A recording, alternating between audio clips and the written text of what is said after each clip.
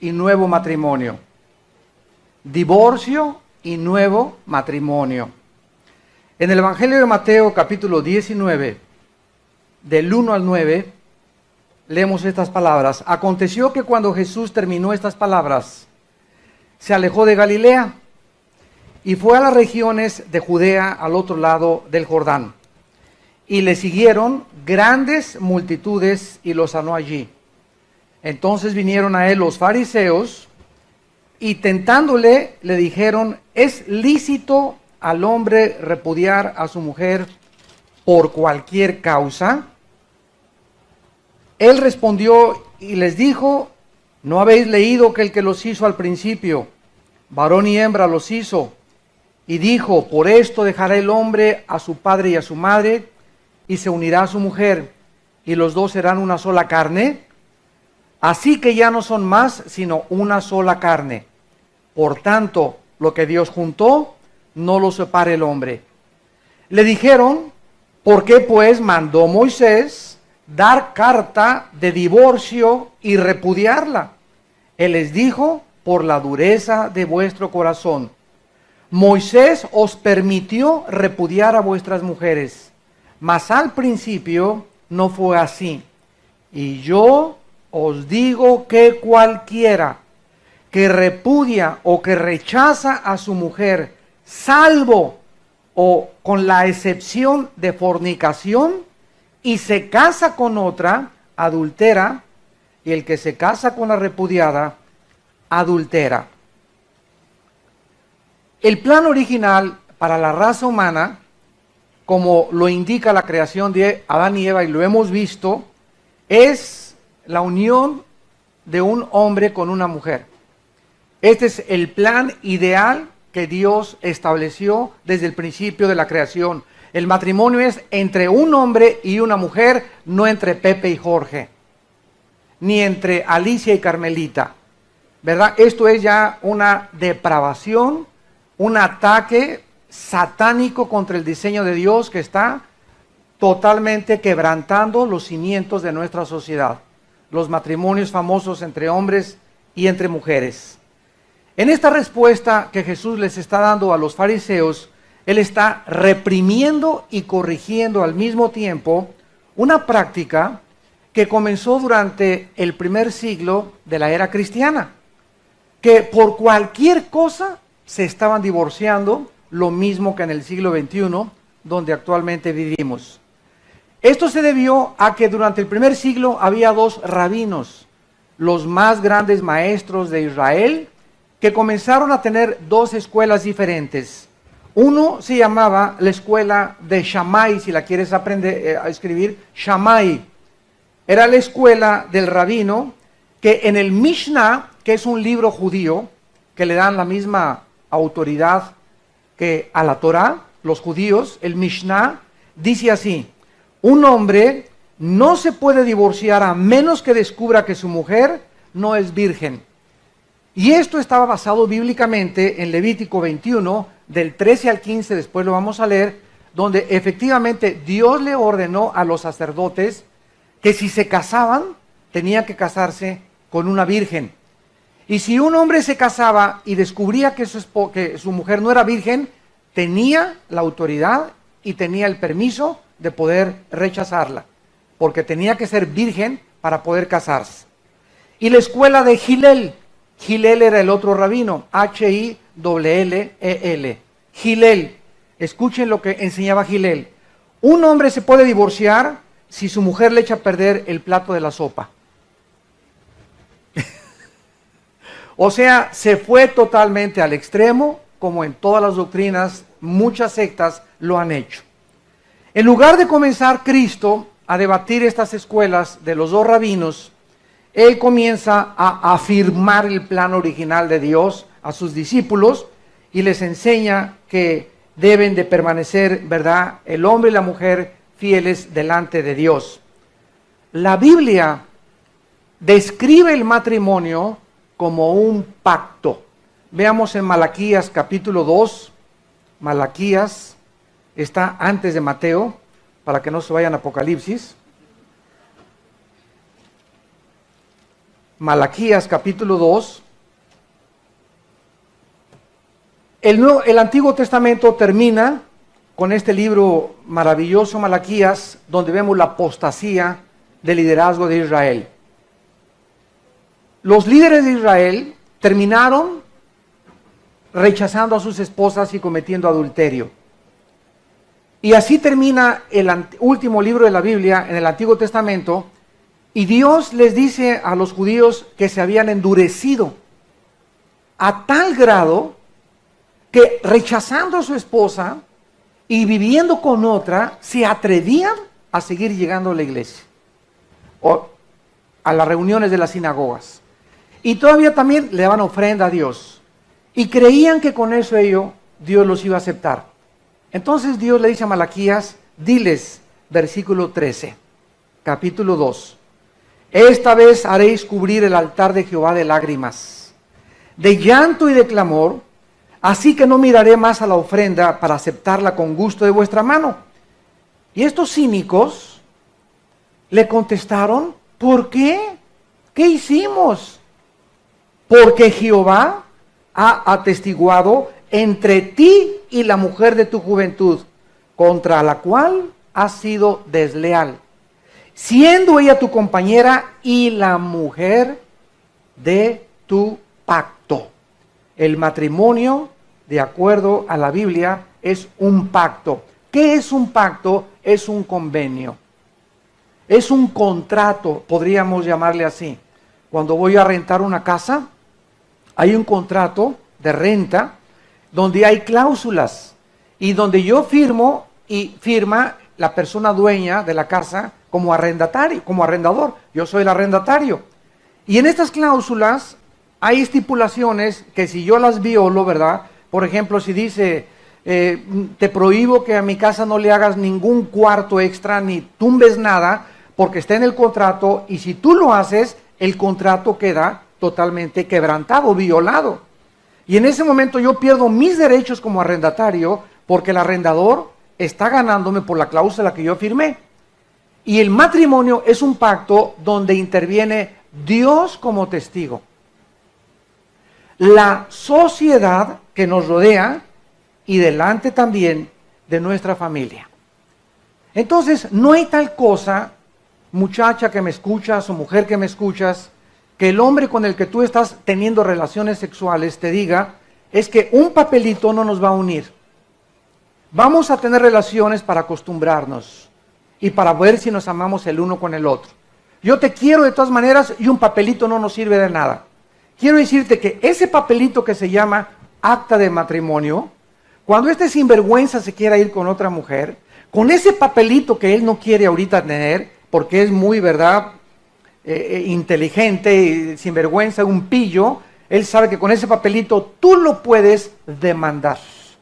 Y sabes que te fuiste con otra, pues yo voy ante las autoridades correspondientes y tú me vas a dar, ¿verdad?, la mitad de tu salario, como está estipulado el 50%, y mis hijos, etcétera, etcétera. Entonces, esto es necesario por causa del pecado humano.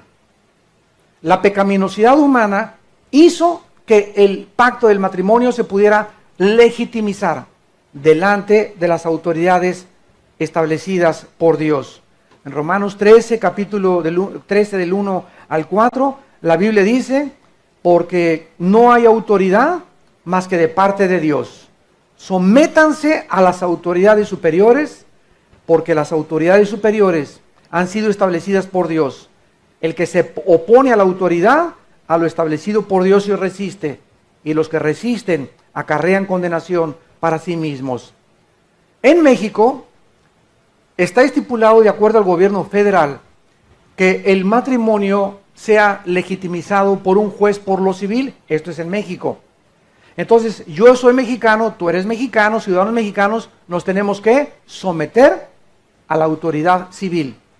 Cuando nosotros nos queremos casar en México, en la República Mexicana, acudimos a un juez por lo civil, y en el momento que el juez te extiende el certificado de matrimonio, tú y yo estamos casados delante de Dios, delante de los hombres y delante de la familia.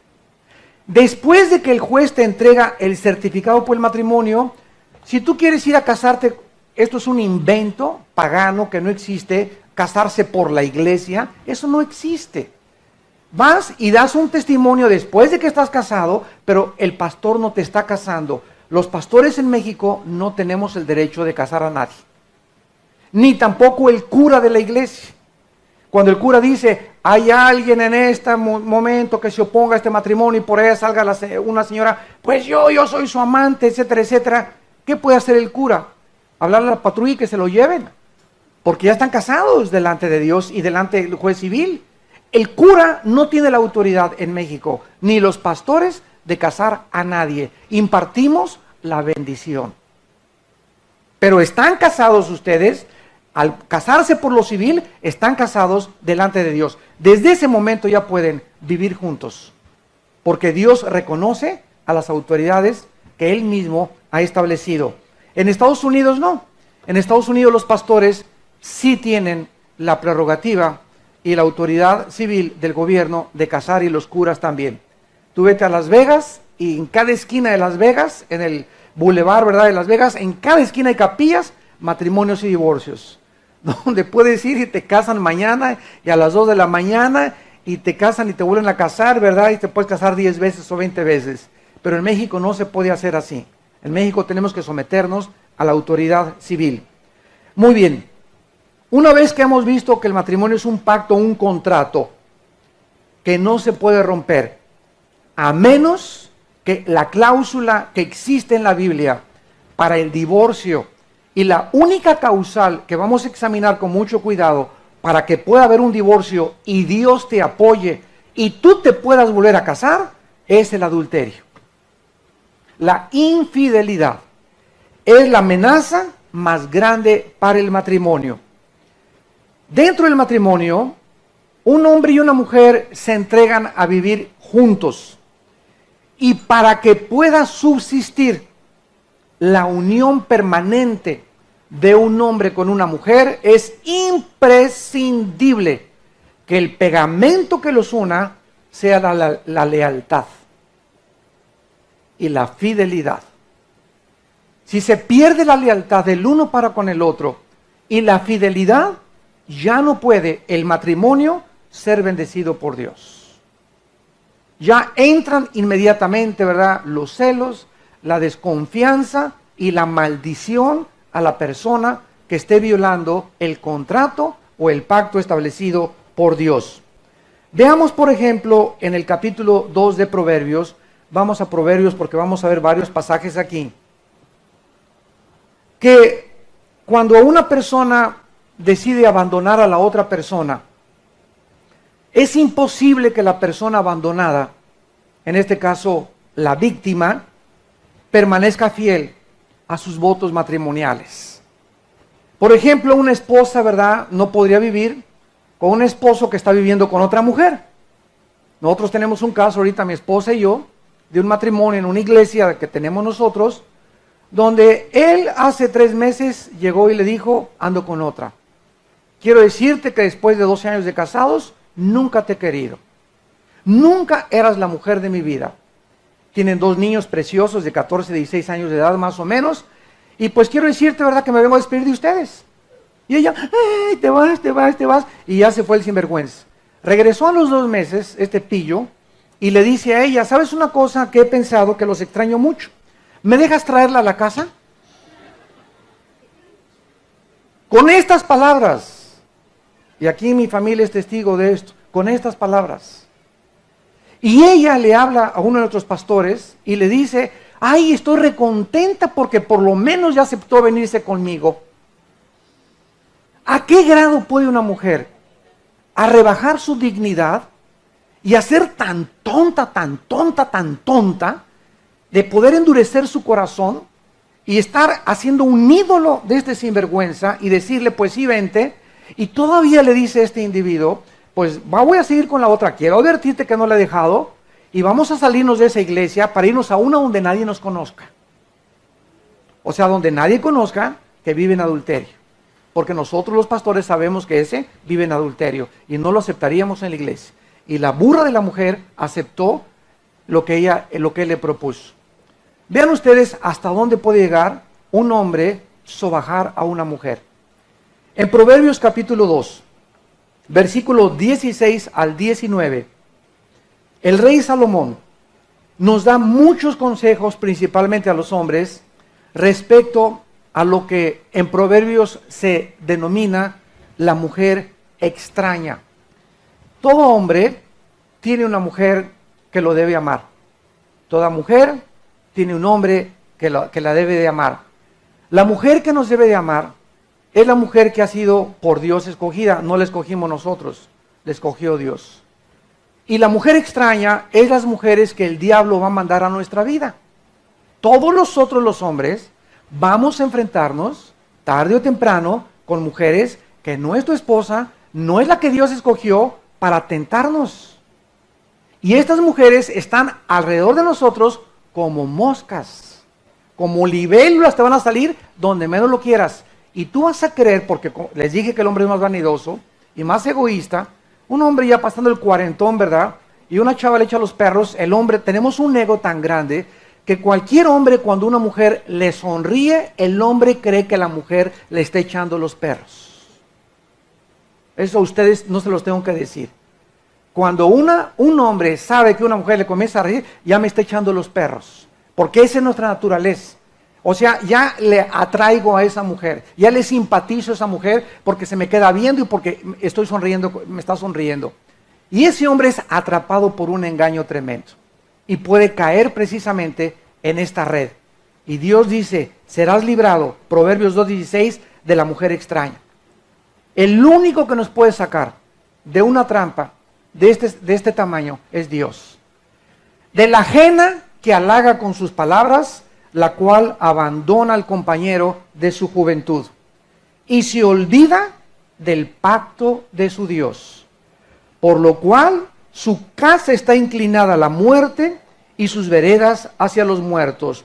Todos los que a ella se lleguen no volverán, ni seguirán otra vez los senderos de la vida.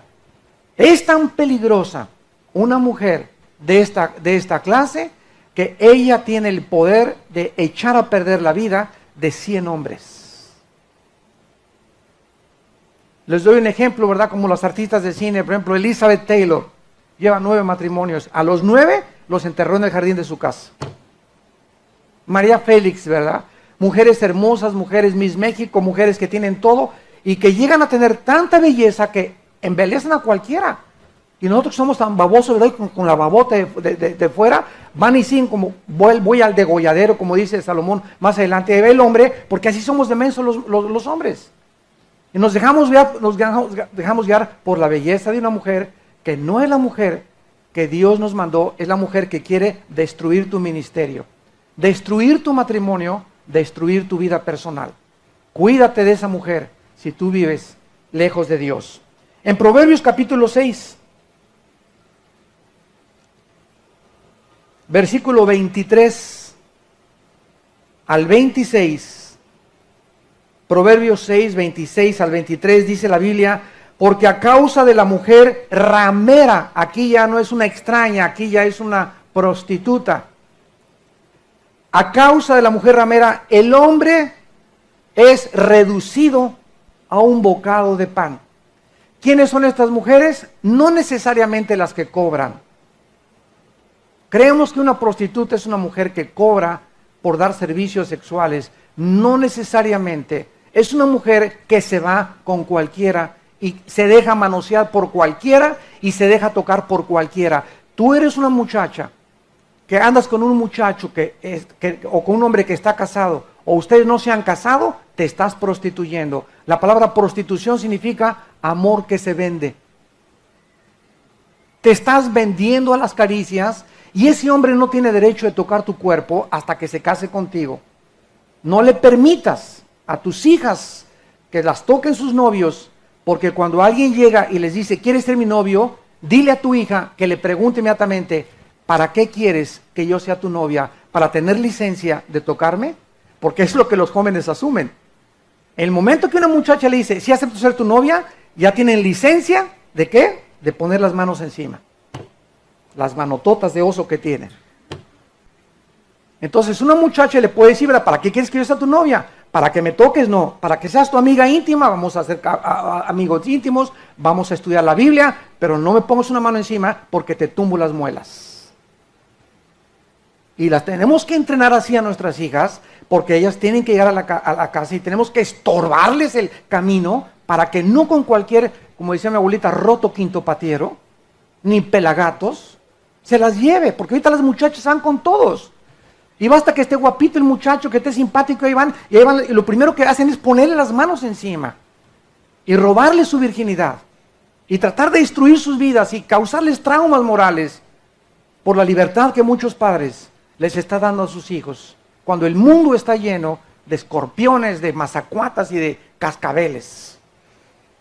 Dicen Proverbios, la mujer caza la preciosa alma del varón. ¿Tomará el hombre fuego en su seno sin que sus vestidos ardan? ¿Andará el hombre sobre brasas sin que sus pies se quemen? Así es el que se llega a la mujer de otro, a la mujer de su prójimo. No quedará impune ninguno que la tocare. No tiene en poco el ladrón si hurta, para saciar su apetito cuando tiene hambre, pero si es sorprendido pagará 7 veces. Entregará todo el haber de su casa. Mas el que comete adulterio es falto de entendimiento. Corrompe su alma el que tal hace, heridas y vergüenza hallará, y su afrenta nunca será borrada. Porque los celos son el furor del hombre y no perdonará en el día de la venganza. ¿Qué es lo que sucede en un matrimonio cuando hay infidelidad? ¿Qué sucede en un matrimonio donde se pierde la confianza por la infidelidad? Los celos. ¿Y ya cometiste adulterio? Bueno, hay perdón en la sangre de Cristo, lo vamos a ver. Pero ¿cuánto tiempo crees que a tu esposa le va a sanar la herida que le causaste? Vas a tener que 3, 4, 5 años portarte como San Crisóstomo. Y portarte con ella como un caballero para que ella vuelva a creer en ti.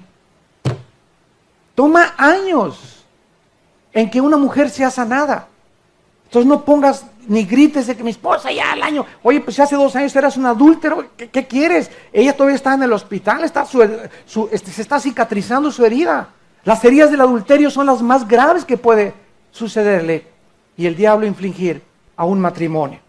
Dice en Proverbios capítulo 7, hijo mío, guarda mis razones, atesora contigo mis mandamientos, guarda mis mandamientos y vivirás, y mi ley como la niñas de tus ojos, lígalos a tus dedos, escríbelos en la tabla de tu corazón y di a la sabiduría, tú eres mi hermana, y a la inteligencia llama pariente. ¿Para qué? Para que te guarden de la mujer ajena, de la extraña que ablanda sus palabras. ¿Qué nos dice Dios a nosotros en esta mañana? Hijo, si tú me amas y tienes devocionales diario y estás cerca de mí y lees la Biblia diario y memorizas la palabra diario, cuando venga la doña tentación, cuando te ataque este tipo de mujeres, dice Dios, yo voy a estar en medio para librarte de ella. Y lo mismo dice 2 de Pedro 2:9, ¿sabe Dios librar de tentación a los piadosos? Hace algún tiempo yo les contaba que iba en un avión y venían unas muchachas de lo que se llama Spring Break Acapulco, venía yo de Dallas para acá. Y estas chavas, ¿verdad? Medio tomaditas ahí, venían junto a mí y comienzan ahí como son todas las chavas, a coquetear. Y yo les he dicho a los pastores que he descubierto que el arma más grande que puedo tener para no caer en tentación y no dejarme llevar que porque le gusto a alguien, ¿verdad? Etcétera, etcétera, lo primero que les digo, soy pastor. Se acabó. En cuanto oyen, ¿verdad? Y se te pone una cara así, pastor, ¿qué me está? ¿Pastor alemán? No.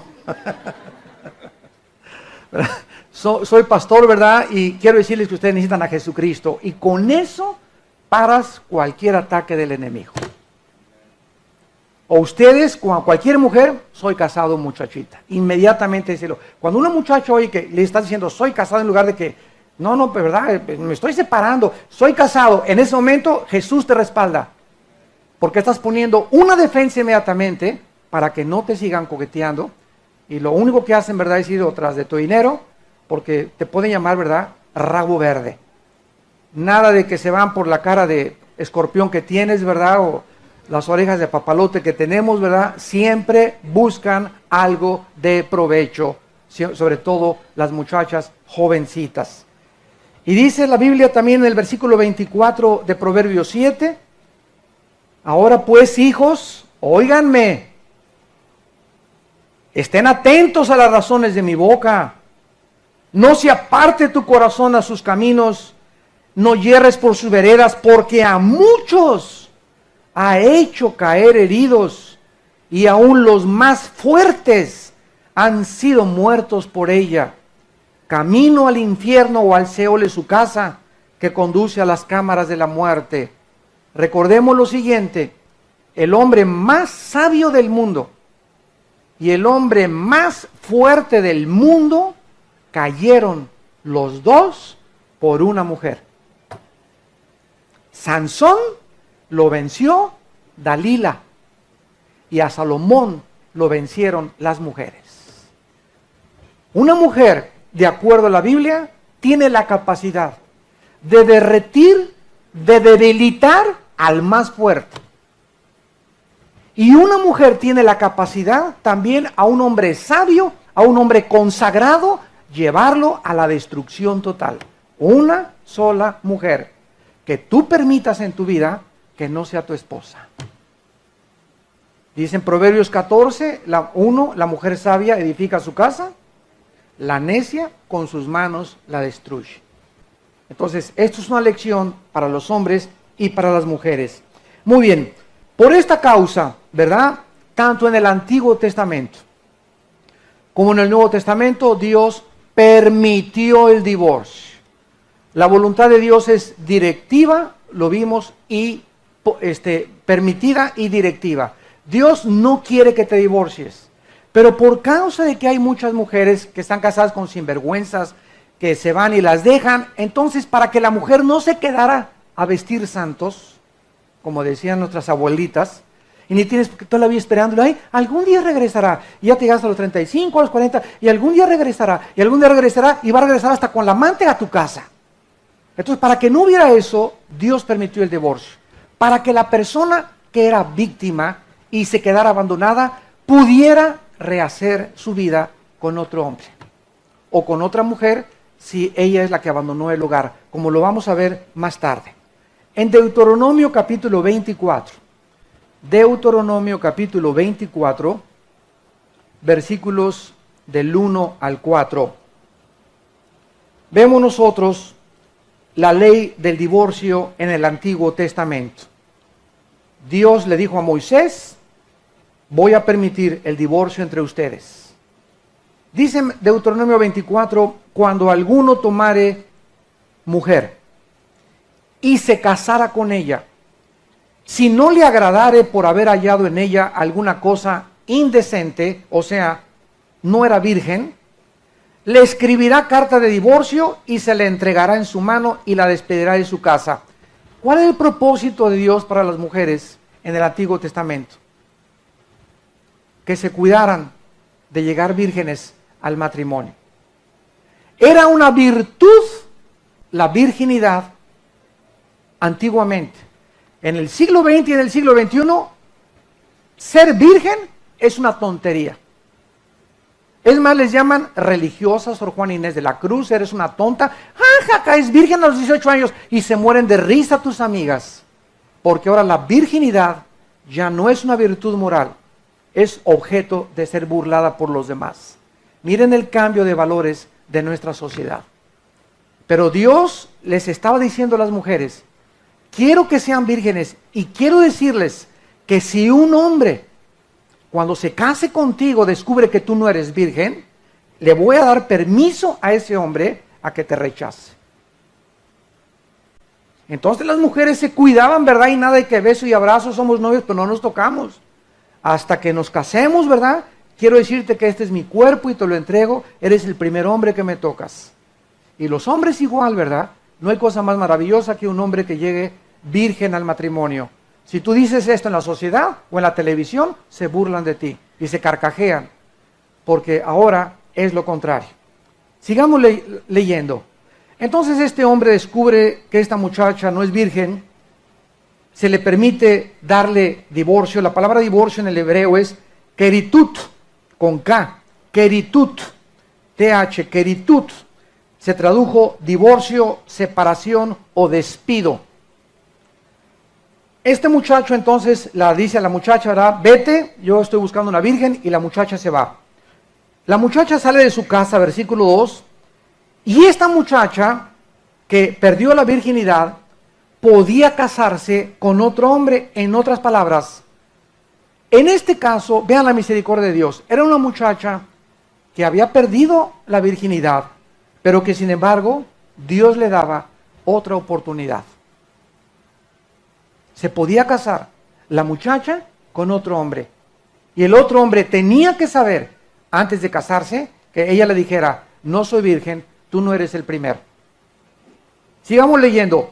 Pero si la aborreciere este último, o sea, si con el segundo con el que se casa la aborreciere y le diere carta de divorcio y se le entregara en su mano y la despidiera en su casa, o si hubiera muerto, el postrer hombre que la tomó por mujer no podrá ser su primer marido, que la despidió, volverla a tomar para ser a su mujer, después que fue envilecida, porque es abominación delante de Jehová. En otras palabras, descubres que la mujer no es virgen y le dices: no me quiero casar contigo, vete.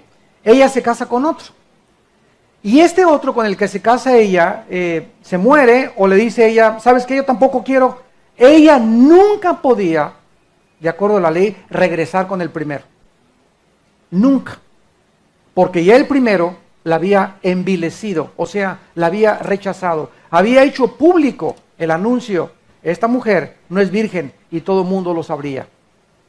Cuando el ángel Gabriel se le aparece a la Virgen María y le dice: vas a ser madre, María sabía la ley y sabía el desprestigio y la vergüenza que iba a pasar cuando la vieran con su pancita creciendo. ¿Qué iba a decirle a la gente y a los vecinos si no estaba casada con José? Y cuando ella supo que iba a sufrir vergüenza y desprecio por causa de traer al Hijo de Dios en su vientre, le dijo al ángel: hágase conmigo según tu voluntad.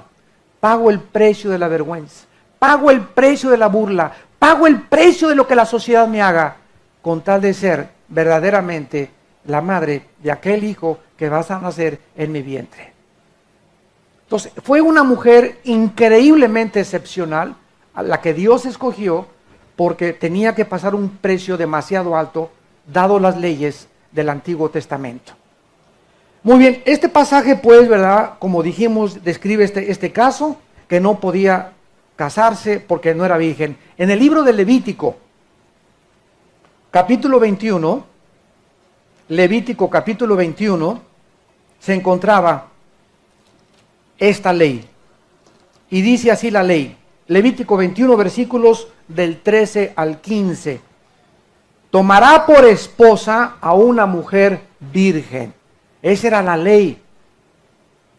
Tomará por esposa a una mujer virgen. No tomará viuda, ni repudiada, ni infame, ni ramera, sino tomará de su pueblo una virgen por mujer, para que no profane su descendencia en sus pueblos, porque yo, Jehová, soy el que lo santifico.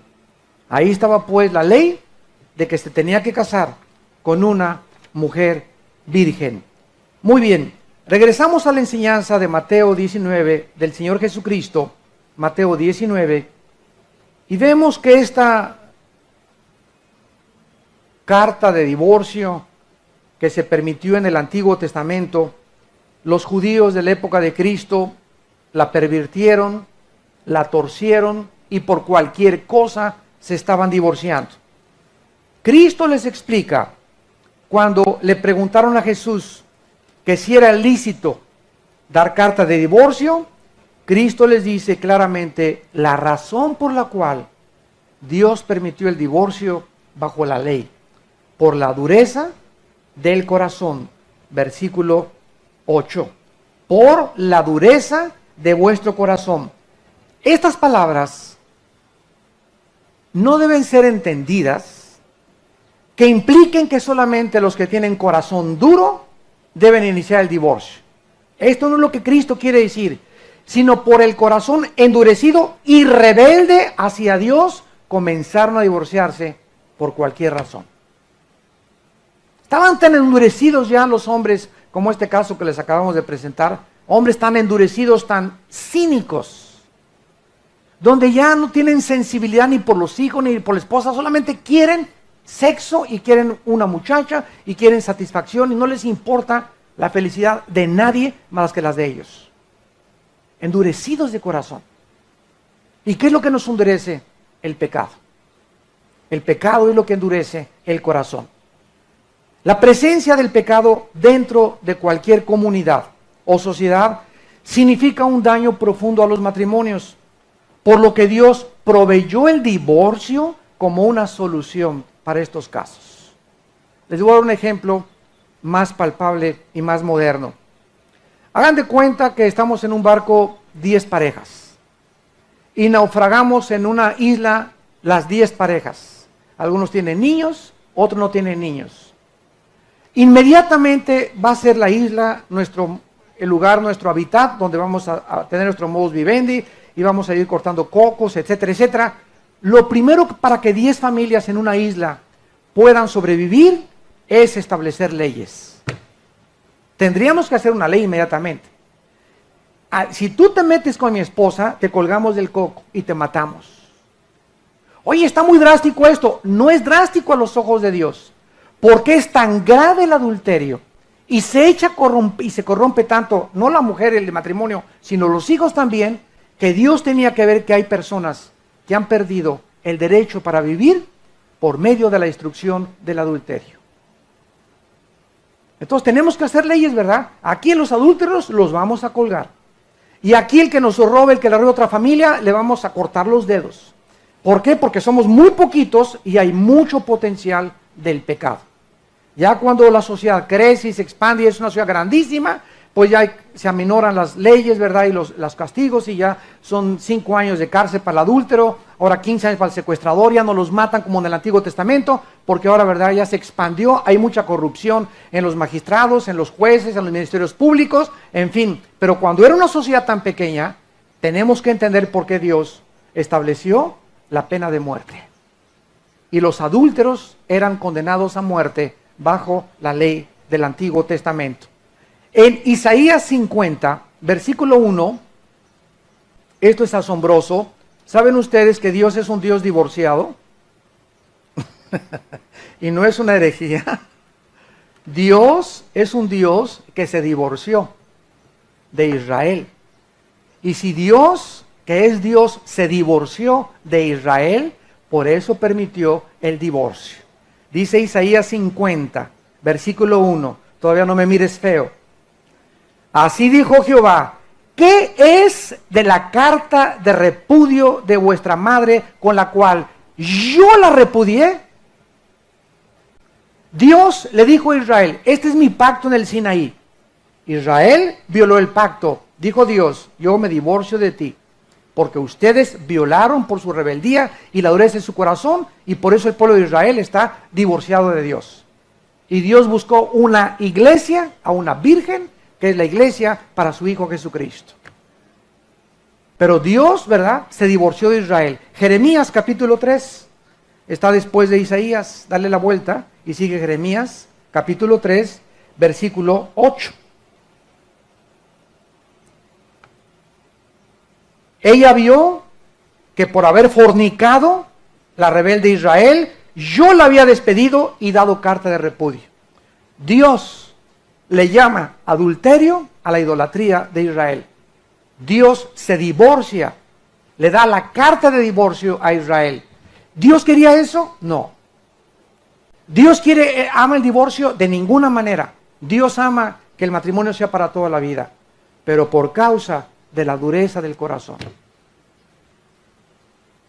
No es posible que dos personas puedan seguir juntas cuando uno comete adulterio y abandona al cónyuge y el cónyuge tiene el derecho de volverse a casar. El que abandona y el que comete adulterio y se casa con otra persona, adulteran los dos, como lo vamos a ver después. Muy bien, cuando Jesús dijo en Mateo 19 que cualquiera que se quiera divorciar o repudiar a su mujer, que es lo mismo, excepto la única cláusula de Jesucristo para el divorcio bíblicamente, para poder la persona volver a casarse, es el adulterio. ¿Qué hacemos nosotros los pastores cuando llega una hermana o un hermano y ella comete adulterio o él comete adulterio? Mira, tú tienes una base bíblica para divorciarte, pero un pastor nunca le puede decir a ningún matrimonio, divórciate. Mira, Carmelita, yo solamente te digo, tienes bases, pero tú vas a hacer lo que está en tu corazón. Tú vas a tomar la decisión. Si lo quieres esperar 15 años, vístete, ¿verdad? Y vete al convento y espéralo yo 15 años. Esa es tu decisión y respeto tu decisión. Ella sí quiere estar, como esta muchacha que quiere tener a las dos ahí. Bueno, pues, vive así si quieres. No podemos obligarla a que se divorcie. Tenemos que decirles, ¿verdad? Mira, tienes una causal para divorcio o no tienes bases para divorciarte. Pero si hay adulterio, hay una causal de divorcio. Ahora, si tú quieres no divorciarte, y hay muchos matrimonios que tenemos, ¿verdad? Que han caído ellos o ellas y ha habido una restauración, es preciosa la sanidad también.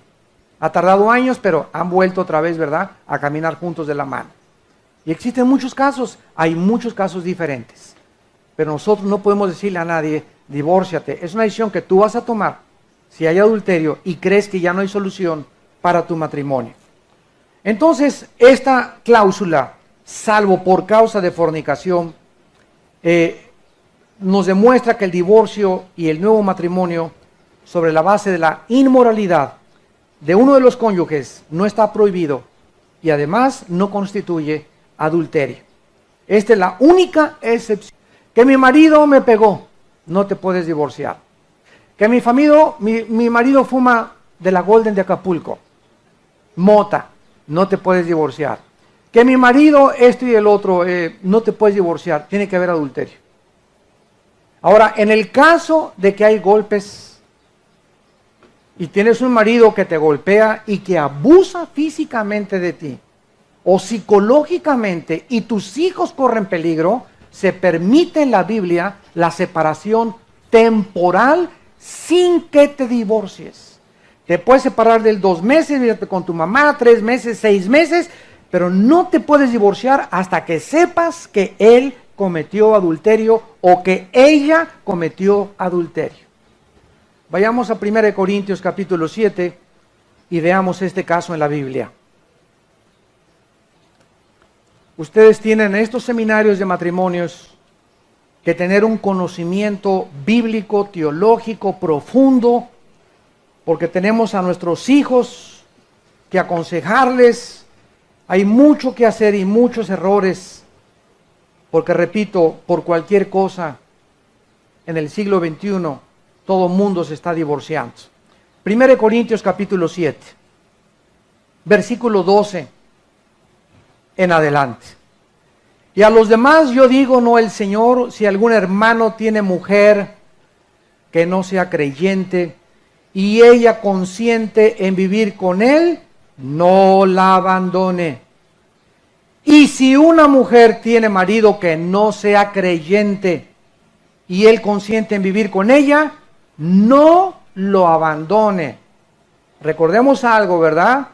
Pablo, este mandamiento Jesús no se lo dio, pero fueron apóstoles inspirados por el Espíritu Santo y se agrega la segunda causal de divorcio en el Nuevo Testamento, en 1 Corintios capítulo 7, versículo 14. Porque el marido incrédulo es santificado en la mujer y la mujer incrédula en el marido. De otra manera, tus hijos serán inmundos mientras que ahora son santos. ¿Qué dice el Espíritu Santo? Mujer, Pancho no es cristiano. Pancho no quiere saber nada de la Biblia, pero Pancho no te ha dicho, ya me voy. Si él no es cristiano, deja que Pancho siga viviendo contigo. Y mientras tanto, tú sigue orando por su salvación, no le prediques como lo vimos ayer, con tu conducta casta y respetuosa, si él no te toque, ni haya golpes físicos, ni amenazas, ¿verdad? Ahí déjalo y Dios lo va a traer, porque tus oraciones lo están santificando. ¿Qué significa? Lo están apartando para Dios a tu futuro compañero. Pero si tú te separas de él, la Biblia dice que los hijos quedan inmundos. En otras palabras, en un matrimonio, cuando hay un santo y una que no es santa, o una que ella es santa y él no es santo, y hay hijos, los hijos, por uno solo que sea santo, los hijos los protege Dios. Y los guarda Dios de los demonios. Y de ataques y de problemas mentales y de homosexualismo y de miles de cosas, los protege Dios. Pero si en un matrimonio ninguno es santo, y los dos son como la tostada, ¿verdad? Y ella es una mujer carnal o él es un hombre carnal y ninguno es santo, los hijos son las víctimas de ese matrimonio, porque el diablo los va a destruir. El diablo se va contra los hijos. Siempre, siempre, siempre el diablo ataca nuestra semilla, nuestra descendencia, porque tiene miedo que lleguen a conocer a Cristo y puedan convertirse en soldados que se le opongan en su ministerio diabólico contra los hombres. Entonces, el blanco son los jóvenes y los niños, porque es nuestra descendencia santa delante de Dios, y nuestra fidelidad y nuestra santidad los va a cubrir. Porque dice el Salmo 112, la descendencia de los justos será bendita. Y aunque muchos de nosotros todavía no vemos algún hijo o alguna hija que todavía camina con el Señor, seguimos orando porque Dios no deja caer ninguna de sus palabras en tierra. Todo lo que Dios dijo lo va a cumplir. No mudaré lo que ha salido de mis labios, dice el Señor. Y dice el versículo 15, pero si el incrédulo se separa, pero si Pancho, Pancholín, Pancholetas, ya no quiere vivir contigo, sepárate. Porque no está el hermano o la hermana sujeto a ser esclavo. Se tradujo servidumbre en semejante caso, sino que a paz nos llamó Dios. Si hay un hombre en tu casa o tu mujer te dice, te abandona, bueno, lo primero que tienes que hacer es levantar un acta de abandono de hogar. De volada, Vete al Ministerio Público y levanta un acta de abandono de hogar para adelantarte que te quiera quitar los hijos después. Acta de abandono de hogar. Se fue a la casa en tal fecha y a los 6 meses prescribe y a los 6 meses o al año la persona se puede volver a casar con las leyes mexicanas. Si él se fue, ¿verdad? No se fue a Disneylandia a ver a Bambi. Cuando un marido abandona a una mujer es siempre el 95% por otra mujer o en el caso viceversa también una mujer. No se va a ir, me voy a un convento. Sí, toma Chucho, te vas a un convento. Siempre, ¿verdad? Que hay abandono de hogar, hay adulterio. Entonces, esas son las causales del divorcio. Adulterio y abandono de hogar. La persona abandonada tiene el derecho y la bendición de Dios de volver a casarse. Pero la persona que se va y se casa con otra comete adulterio. Y la que se casa con ella también comete adulterio. Viven en adulterio. Ahora muy bien, para terminar, estas causas, ¿verdad?, del divorcio, hay en la Biblia, las encontramos en el Antiguo y el Nuevo Testamento, y hay una palabra de misericordia en esta mañana para muchos de ustedes que han venido y tal vez tú me digas, hermano, antes de ser cristiano yo cometí adulterio. Y ahorita la que es mi esposa, ¿verdad? Yo tuve otra esposa antes y yo fui la que le engañé o yo fui el que lo engañé a él, pero ahora estoy casado con otro. Y la antigua esposa ya se casó o el antiguo marido también ya se casó. Quiero decirte que si tú te arrepentiste, hay perdón en la sangre de Cristo. Ya no te puedes, tendría que volver a divorciar y regresar con la otra, ya no te puedes volver a divorciar, porque hay un nuevo matrimonio.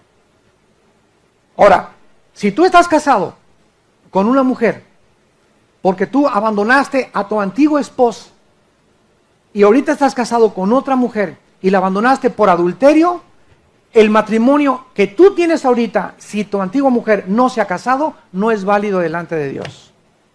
Porque la anterior es tu verdadera esposa. ¿Qué tienes que hacer antes de volver a casarte? Ir a pedirle perdón a ella porque tú cometiste adulterio y buscar reconciliación. Si tu antigua mujer te dice, ya no quiero regresar contigo y te doy tu libertad, entonces tú quedas en libertad y has limpiado tu conciencia para poder volver a casarte. Pero no creas que tú te puedes volver a casar hasta que tú no hayas arreglado la antigua relación que tú tenías, que tú cometiste el adulterio con la otra persona. Para que podamos tener la bendición de Dios, tenemos que ser honestos y tenemos que vivir delante de Él exactamente como Dios nos los manda, en santidad, en la justicia y en el camino de la verdad. Padre, te damos gracias por nuestros matrimonios. Señor, ayúdanos a todos nosotros a llegar hasta el final, santos en toda nuestra manera de vivir, manteniendo a nuestra esposa en nuestro corazón y en nuestros pensamientos, a nuestros hijos, y pensando siempre antes de cometer una locura, de recordar que la paga del pecado es la muerte. Las consecuencias del pecado son devastadoras, porque el pecado nos llevará más lejos de lo que creímos que nos iba a llevar. El pecado nos va a endurecer más de lo que creímos nos iba a endurecer. Y el pecado nos va a cobrar más de lo que pensamos que nos iba a cobrar. Amigo que me escuchas, varón que me escuchas, no vale la pena. No vale la pena. Días o minutos de placer para destrozar el tesoro más grande que Dios te ha dado, que Dios nos ha dado, que es la familia. Luchemos por nuestra familia, luchemos por nuestro matrimonio, y las bendiciones de Dios son inimaginables, porque Dios ha escondido y guardado bendiciones grandísimas a todos aquellos que temen su nombre y guardan sus mandamientos. Gracias por tu palabra, Señor, por nuestra esposa, por el esposo que tienes. Dale gracias a Dios que tu esposo te es fiel todavía. Dale gracias a Dios por tus hijos. Velemos más por nuestros hijos. Luchemos por ellos.